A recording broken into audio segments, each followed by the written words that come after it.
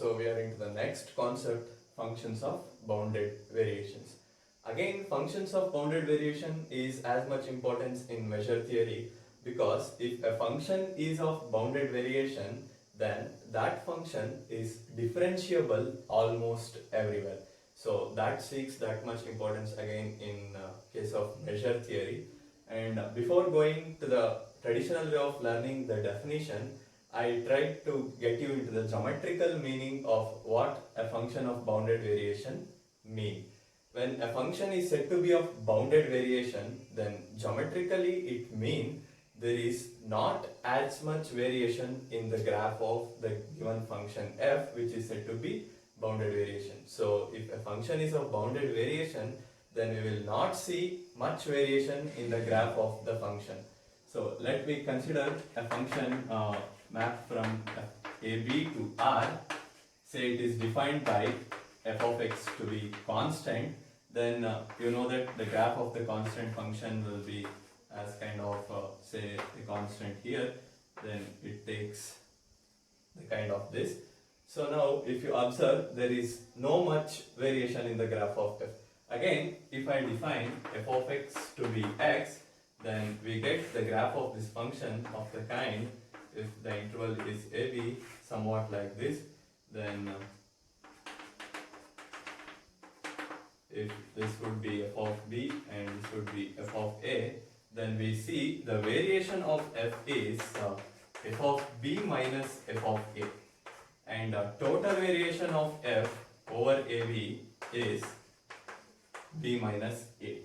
Still there is a variation, but as we said, not much variation. So again, this is a function of bounded variation, and the variation is f of b minus f of a, and total variation over ab is b minus a. So this is a geometrical meaning what a function is said to be of bounded variation. And getting into the definition now, if I let f be a real valued function defined over an interval ab, if f is a real valued function defined over an interval ab, then I will consider a partition P, say x0, x1 and so on up to xn of the interval ab. If this is the partition of the interval ab where f is defined, then I define variation of f to be the summation of the difference of absolute values of f of xi minus f of xi minus 1. So the absolute difference of summation of absolute difference of f of x and f of xi minus 1, where I running from 1 to n is defined as the variation of f over p. Again, this can be written as vpf. So this is variation of f with respect to the partition p. So this is how variation is defined for a function of bounded variation. Then again we define total variation, which is denoted by T of f over the interval ab, to be the supremum of variation of f over p, where p comes from p. So the total variation is nothing but the supremum of the variation of f over p, where p is coming from p, and this p denotes the class of all partitions of the interval ab. So this p is nothing but the class of all partitions of ab. So total variation is nothing but taking supremum of all partitions of ab. Now if total variation is finite, if total variation of f over the interval ab, what the function is defined, is finite, then we say the function f is said to be of bounded variation. So this is the concept of bounded variation, and let me look at some examples, and let me try to learn what we mean by positive variation and what do you mean by a negative variation.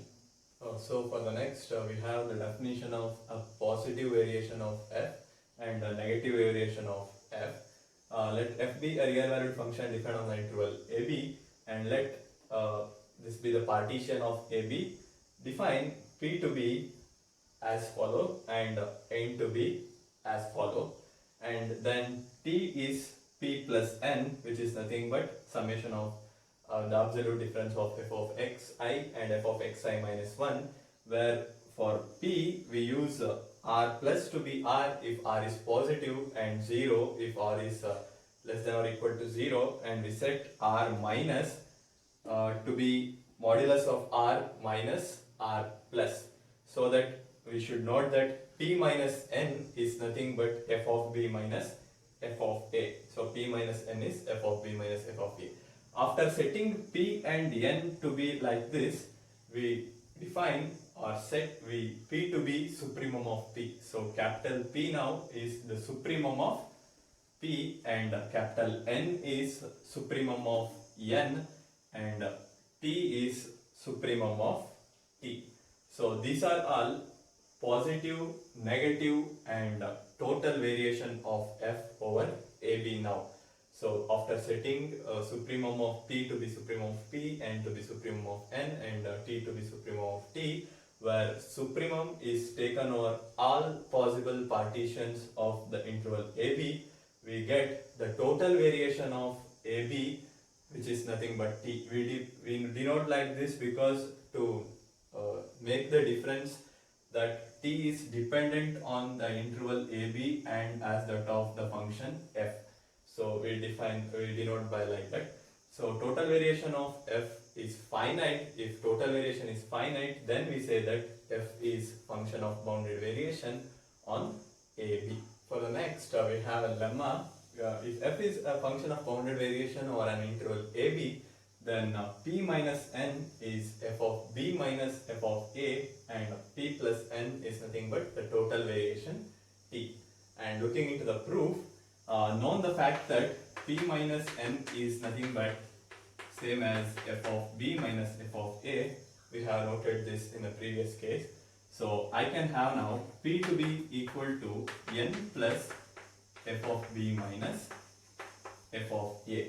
Since n, which is the negative variation, is the supremum of this n, this is same as p to be less than or equal to n plus f of b minus f of a, because n is nothing but the supremum of n, so this is less than or equal to this.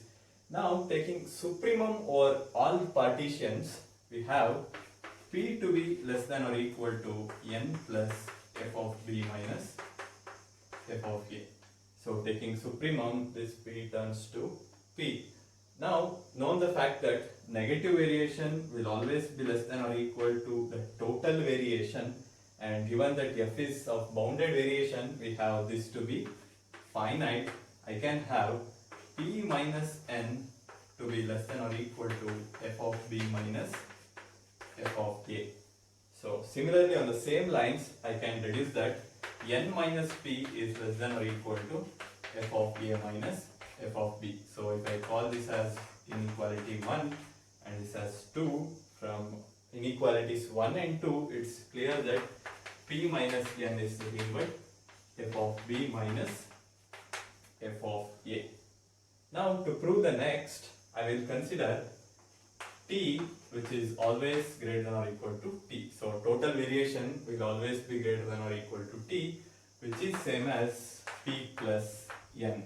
Now I have t to be greater than p plus n. Now again, known the fact that f of p minus n is f of b minus f of a, I will replace n by where p minus of f of b minus f of a will be n. So in place of n here, I will replace it by this. So t will be greater than or equal to p plus p minus f of b minus f of a. Now this turns out to be t greater than or equal to 2p minus f of b minus f of a. Again, we proved that p minus n is f of b minus f of a. So I will use the fact that p minus n is f of b minus f of a. So here we have minus of f of b minus f of a. So I will replace this by n minus p. So we have t to be greater than or equal to 2p minus 2p plus n minus p. Now again taking supremum over all partitions, I have 2p plus n minus p, which is nothing but 2p plus minus p is p plus n. I call this as 1, so we have one side of the inequality now. To prove the other side, again I will consider t to be p plus n, and clearly this is less than or equal to p plus n. Taking supremum over all partitions, this is less than or equal to p plus n. Now taking supremum over all partitions, I have t to be less than or equal to p plus n. So if t is p plus n, this will always be less than or equal to positive variation plus negative variation. Then taking supremum over all partitions, I have t to be less than or equal to p plus n. So these two inequalities together implies the equality p plus n. Next we have a remark. A continuous function need not be of bounded variation. We will look this by an example.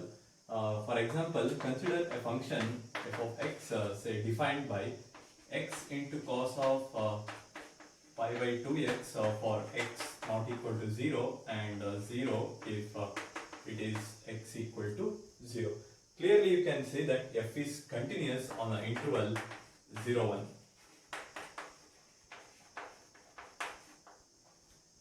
A well-known example to prove that a continuous function need not be of bounded variation. Now to prove this, this is of not of bounded variation, I will consider a partition say P of the kind 0, 1 by 2n, 1 by 2n minus 1, 1 by 2n minus 2 and so on, 1 by 3, 1 by 2, 1 of the interval 0, 1.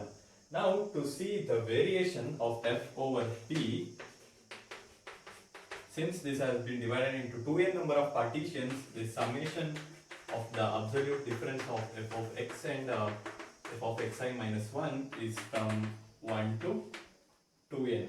Now you can observe that since this 2n number of partitions, in the denominator expanding this, I get only even numbers, and those even numbers will be repeated twice, and this is nothing but 1 by 2n plus again 1 by 2n plus 1 by 2n minus 1 plus 1 by 2n minus 1 and so on up to this will be 1 will be here, this 1 by 2 plus 1 by 2.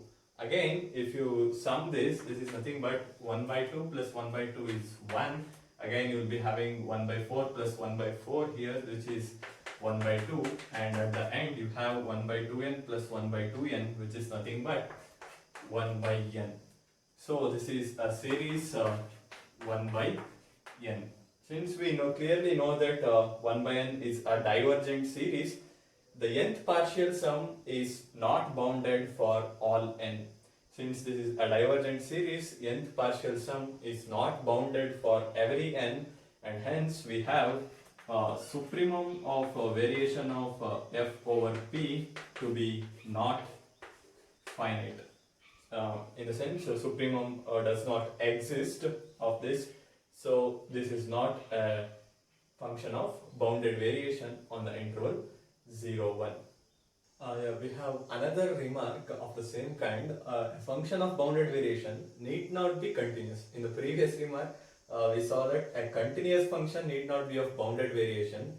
Again, a bounded variation need not be continuous. Again, let me have a look at an example for this. I will consider a function defined by 1 if x is 0 and 0 if x not equal to 0. So it is 1 if x is 0 and 0 if x not takes the value 0. So if I consider a partition, say any partition x0, x1 and so on up to xn of the interval 0, 1, then I have variation of f over p to be f of xi minus f of xi minus 1 from 1 to n, and this is 1 because I have f of x to be equal to 0 for all x not equal to 0.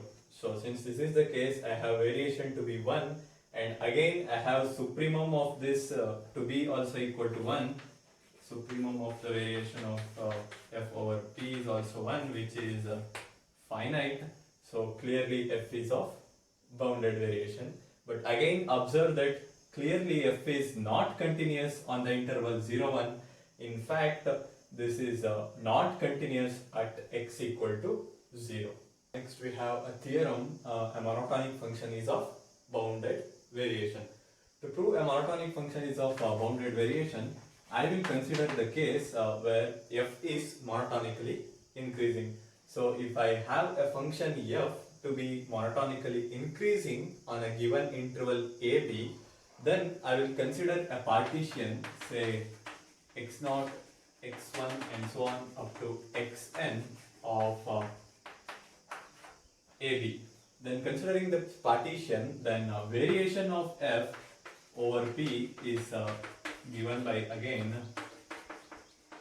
f of xi minus f of xi minus 1, I varying from 1 to n. And since f is monotonically increasing, I have variation to be f of b minus f of a, where f is defined on ab. So clearly, again supremum of variation of f over p, where supremum is taken over all partitions of p, I have this to be also f of b minus f of a, which is finite. So since supremum of variation, which is the total variation, is finite, which is in particular equal to f of b minus f of a, clearly f is of bounded variation. Again, in the same case, we have for a monotonically decreasing function, we will be having the total variation to be f of a minus f of b in the reverse case, which is also finite. So in the case which is f is monotonically decreasing, again we have total variation to be finite. So these two implies that we can state that a monotonic function is bounded variation. Next we are at an important theorem which states that any function of bounded variation is bounded. Again, remember that the converse need not be true. That is, a bounded function need not be of bounded variation. First we will have a look at the proof, and then we are going to deal with an counter example which justifies that the converse need not be true. So looking into the proof, I will consider a function f which is of bounded variation over the interval ab.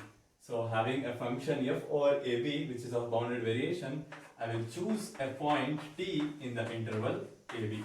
So choosing a point t in the interval ab, I can have f of t minus f of a plus f of b minus f of t to be less than the total variation of f over ab. I can have this inequality for any given thing, because total variation, which is nothing but the supremum of the variation, will always be greater than or equal to any given thing of this kind, because this is nothing but f of t gets cancels and we are remaining with f of b minus f of a, which is nothing but the variation of f over ab, so that is less than total variation of f over ab. Now having this and given t to be the point in ab, I have a t b to be the partition of ab. Along with that, as I said, the variation of f over p will be less than or equal to the total variation of f over ab. And having this kind, I will consider, given that a t b to the partition and having this inequality known that a variation will always be less than or equal to the total variation, I will consider f of t, so that this is same as f of t minus f of a plus f of a, which is nothing but adding and subtracting f of a.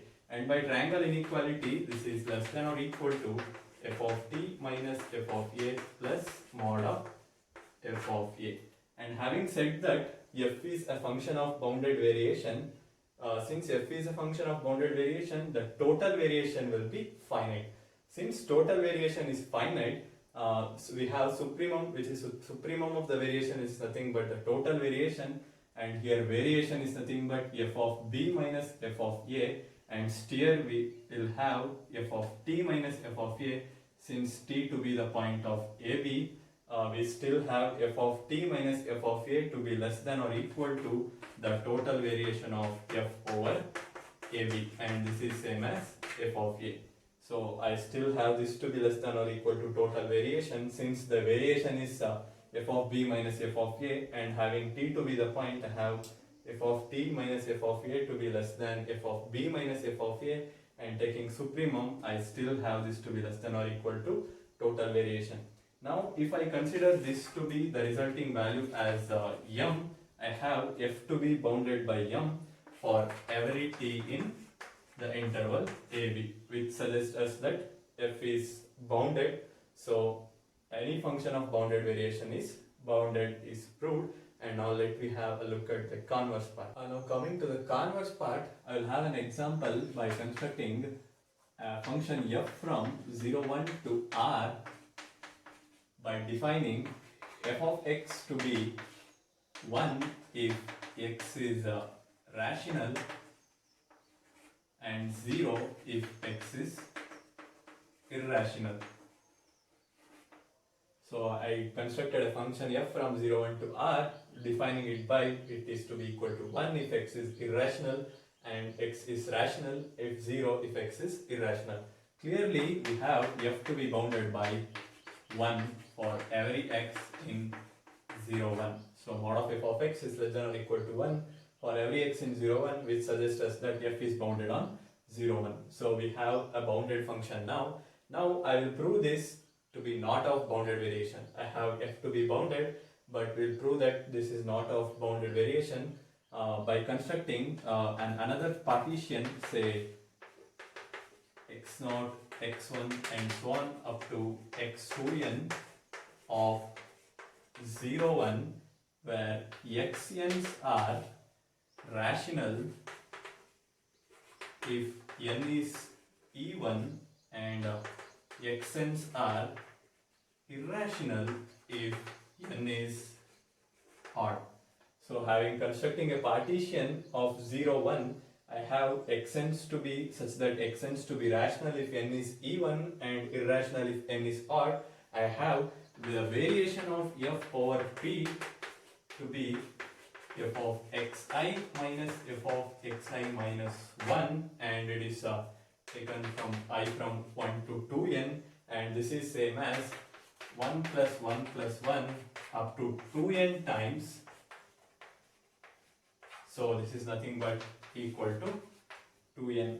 Now I have the variation of f over p to be 2n, and this tends to infinity as n tends to infinity. So clearly we have f to be not of bounded variation, as that is not finite, and f to be bounded. So a bounded function need not be of bounded variation. So next theorem, if f and g are of bounded variation on an interval AB, then so are f plus g, f minus g, f into g, k into f, where k is a real constant, and f by g, provided in the last condition g is not equal to 0. That is, g may be greater than 0 or g is less than 0. So if f and g are bounded variations, the summation of those two functions and difference between those two functions, product of those two functions, and multiplying a real constant to a function, and f by g are all bounded variation. And we have a remark: since the function f of x equal to x is of bounded variation on a closed interval AB, from the above theorem it suggests that any polynomial is of bounded variation over AB. So we have any polynomial to be bounded variation on a given closed interval AB. Next we have another important theorem. Important in the sense this theorem plays a huge role in solving problems while checking whether the given function is of bounded variation or not. Look at the statement. Let f be continuous on closed interval AB and f dash exists, that is f is differentiable, and f dash be bounded on open interval AB. So f is continuous on closed AB, f dash exists, that is f is differentiable, and f dash is bounded on open AB. Then we can say that f to be of bounded variation over AB. Looking into the proof, I will consider a partition P say x0, x1 and so on up to xn of AB. Having this kind of partition of AB, by mean value theorem, I have f of xi minus 1, f of xi minus f of xi minus 1 to be equal to say some f dash of ti into xi minus 1 for some ti in the interval xi minus 1 xi where I run through 1 to n. So having the partition of AB to be this, by mean value theorem, I have f of xi minus 1 minus f of xi minus f of xi minus 1 to be equal to f dash of ti into xi minus 1 for some ti in the interval xi minus 1 xi, I running through 1 to n. Now having this, I will also have f dash of x to be bounded by some m, given that f dash to be bounded on open interval AB for every x in open AB. So given that f dash is bounded, I can have f dash to be bounded by say a real number m for each x in open AB.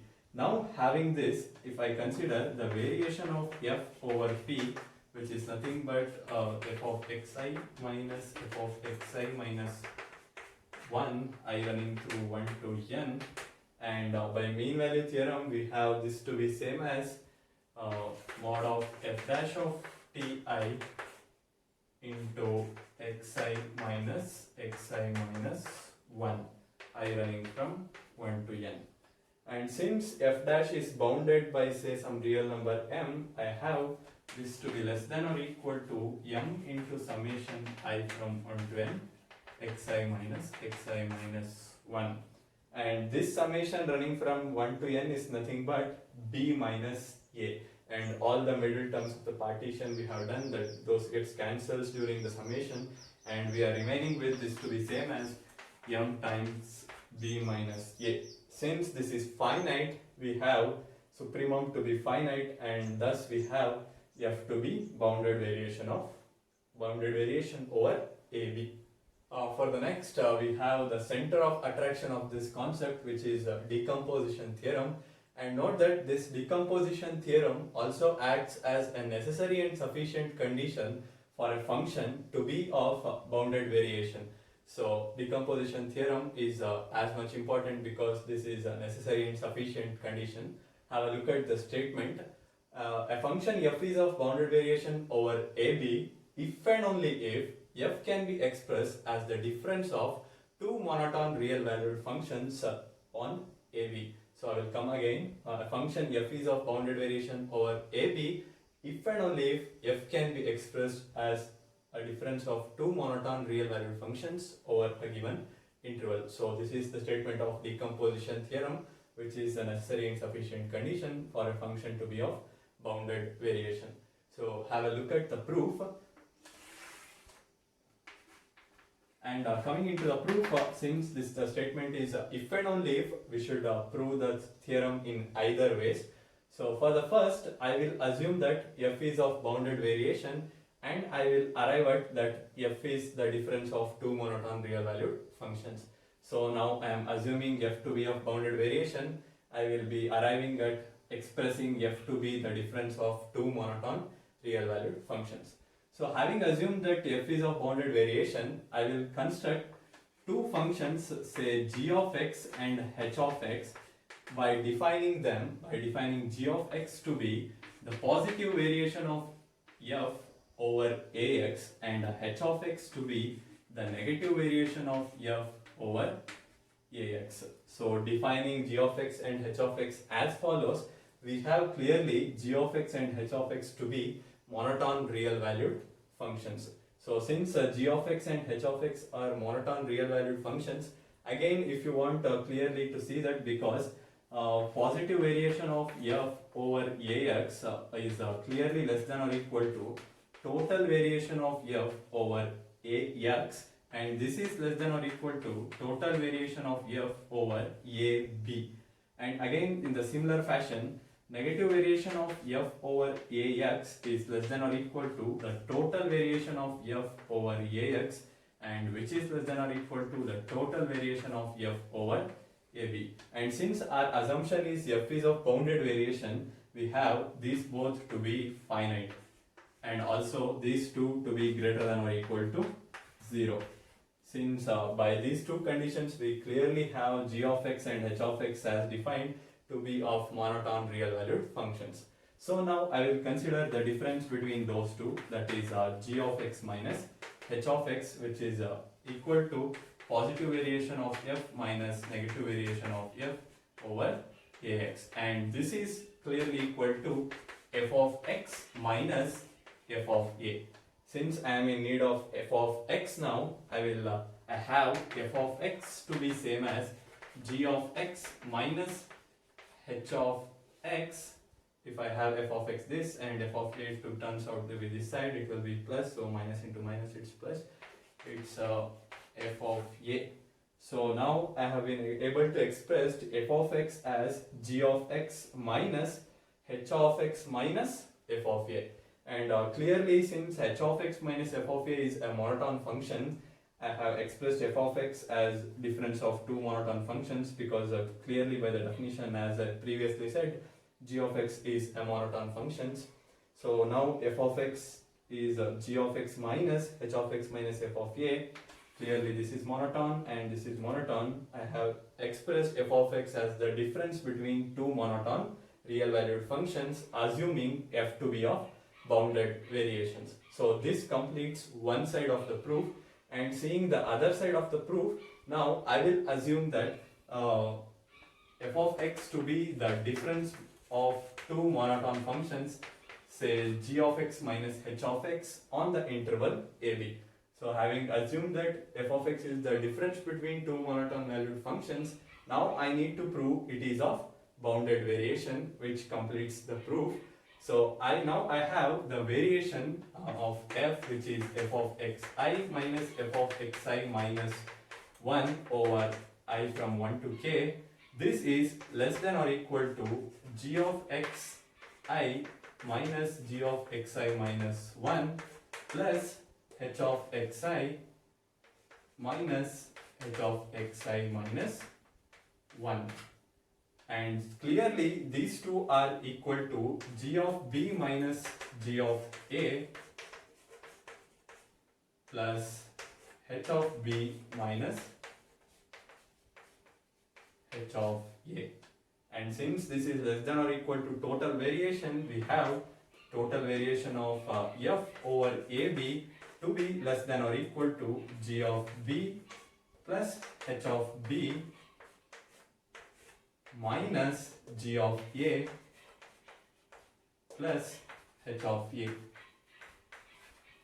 So since clearly this is finite, I have total variation to be finite, which implies that f is of bounded variation over AB. So this completes the other side of the proof, as well as this completes the theorem.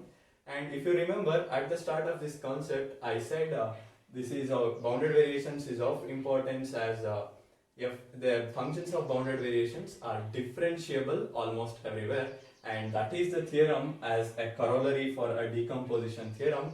Then that corollary states that if f is of bounded variation, then f is differentiable almost everywhere. Next we have a kind of problem to solve, that is let f be a function of bounded variation on interval AB. Then we need to show that integral of mod of f dash over AB to be less than or equal to the total variation of f over AB. So coming to the solution part, given that f is a function of bounded variation, with the help of decomposition theorem, I can express f as the difference of two monotone real valued functions, say g and h. So f is expressed as g minus h, where g and h are monotonically increasing functions.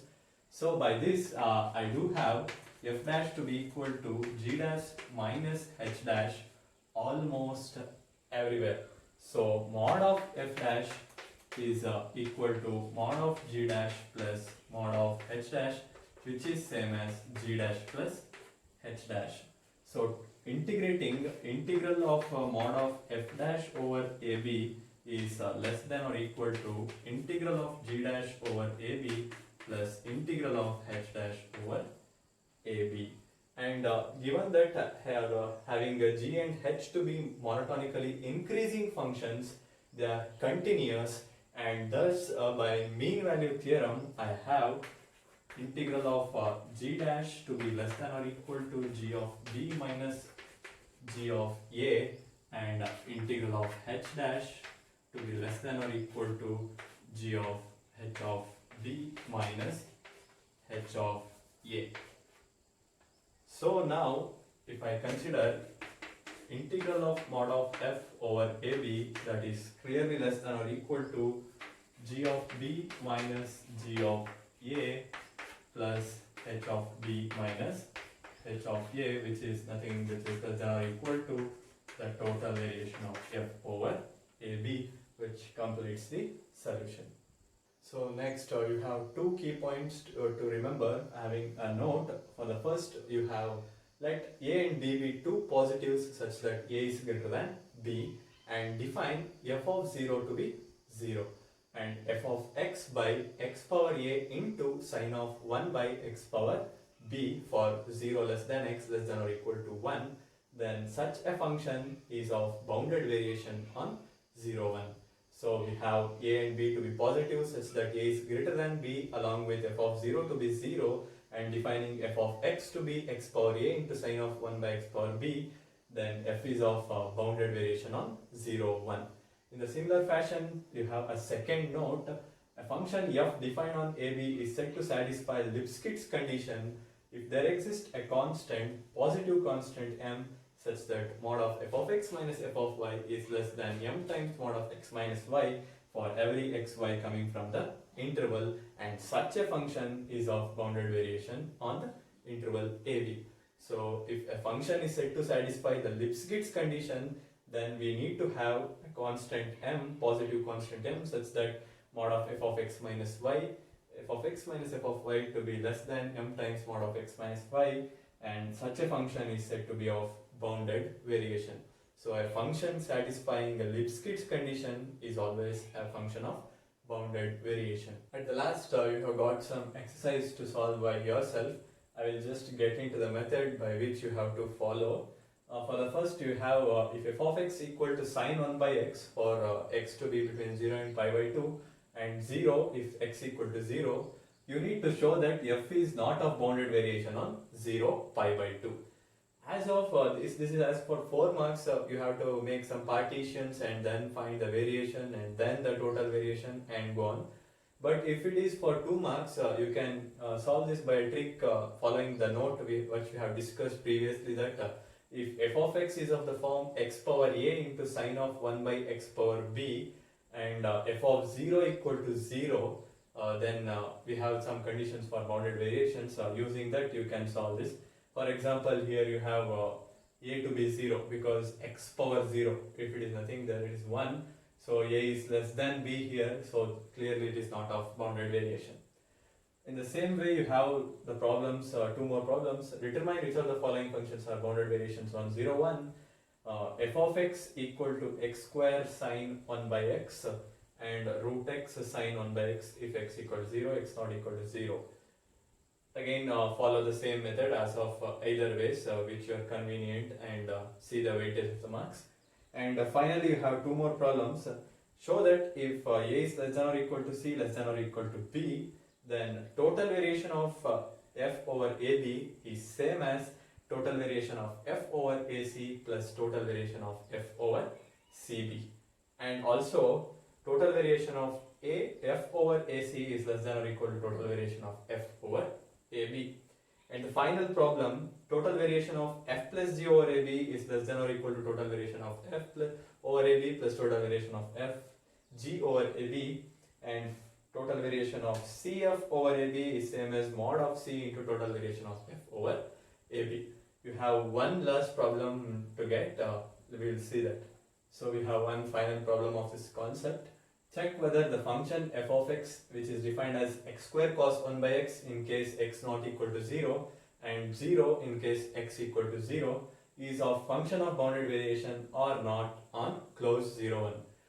If you remember, we dealt with the theorem which states if f is continuous on closed AB and f is differentiable on open AB, and along with that f dash is bounded on open AB, then we could have said that f is of bounded variation on closed AB. So we have to make use of that theorem to solve this problem now. So I need to prove three things here in order to get this solution to say whether the given function is bounded variation or not. So first I need to prove that f is continuous on closed 0, 1 and f is differentiable on open 0, 1 and f dash is bounded on open 0, 1, so that making use of the theorem I can say if those three conditions holds good, I can say that the given function is of bounded variation on 0, 1.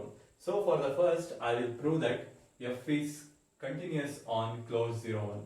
So I will consider mod of f of x which is same as mod of x square cos 1 by x, and this is greater than or equal to 0, and this is nothing but this is bounded by x square, this is less than or equal to x square, and this tends to 0 as x tends to 0. So we clearly have now limit of f of x as x tends to 0 to be same as f of 0, which is nothing but 0. So we have limit of the function to be equal to the value of the function at 0. So we have the function to be continuous. Now we shall try to prove that whether it is differentiable or not on open 0, 1. Again we have two cases here when x is 0 and x not equal to 0. First we will check in the case when x not equal to 0. So then f dash of x will be, we have product rule here. If I keep x square as it is, differentiation of cos is sine. So it is minus sine 1 by x, and differentiation of 1 by x is minus 1 by x square. Now keeping cos 1 by x as it is, differentiation of x square gives me 2x. So minus into minus is plus, and x square gets cancelled. So this is same as sine 1 by x plus 2x into cos of 1 by x. So clearly when x is not equal to 0, we have f to be differentiable.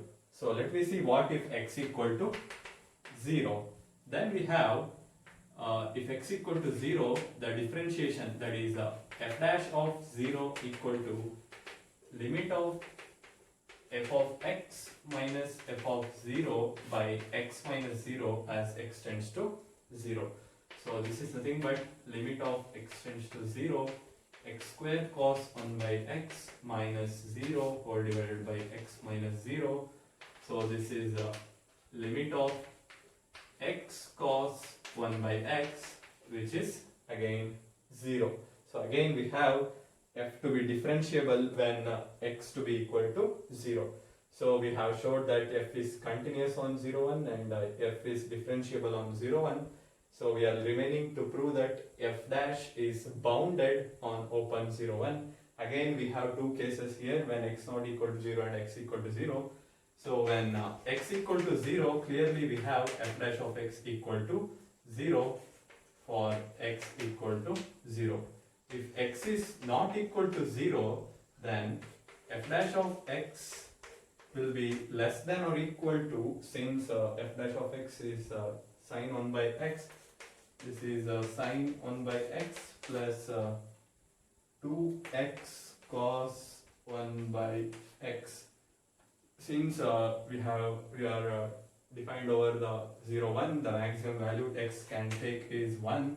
So this will be 1 times 1 plus 2 times 1 into, again this is into 1, so this is less than or equal to 3. So we have mod of f dash of x to be less than or equal to 3, that is f is bounded by 3, f dash is bounded by 3 for every x in open 0, 1, so that f is bounded in both the cases. So we have by the theorem f is continuous on closed AB, f dash is bounded, and f is differentiable on 0, 1. In the same case, using that theorem, we have here f is continuous on closed 0, 1, f is differentiable on open 0, 1, and f dash to be bounded on open 0, 1. we can clearly say that f is of bounded variation, which completes the solution, and also the concept of functions of bounded variations.